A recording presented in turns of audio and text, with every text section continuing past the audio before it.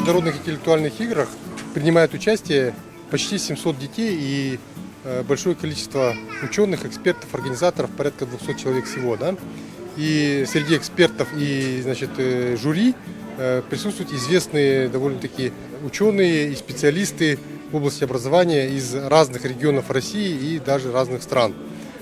Сегодня мы встречаем Артема Ромаевича Аганова, известного ученого-кристаллографа, профессора Скалтеха. Он выдающийся ученый, известный в мире своими работами в области кристаллографии, химии. И он будет работать здесь в качестве эксперта на Science Fair, также прочитает лекции и проведет мастер-классы с проведением химических опытов.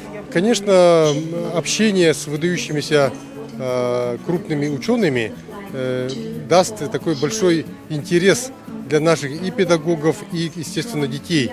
И наши ученые также будут встречаться с ними, и у нас будут обсуждаться возможности и какого-то взаимодействия, ну и, естественно, соприкоснуться с первоисточником, с теми, кто делает передовую науку сегодня, имеет большое значение для нас.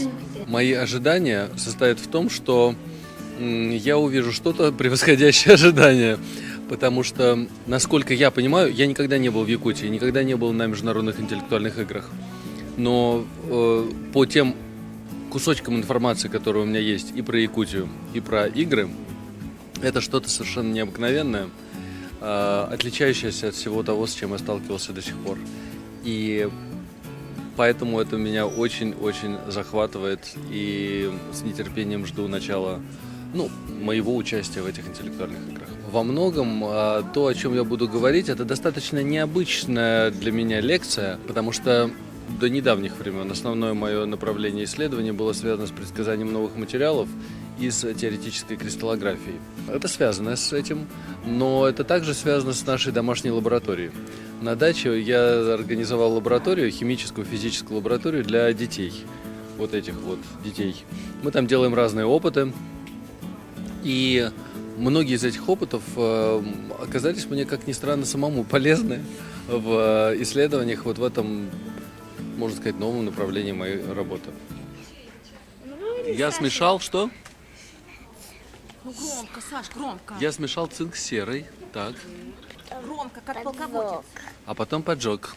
И как И горело, что произошло? Что произошло? Бурная реакция. И что получилось? Санечка, что получилось? Сульфид цинка получился.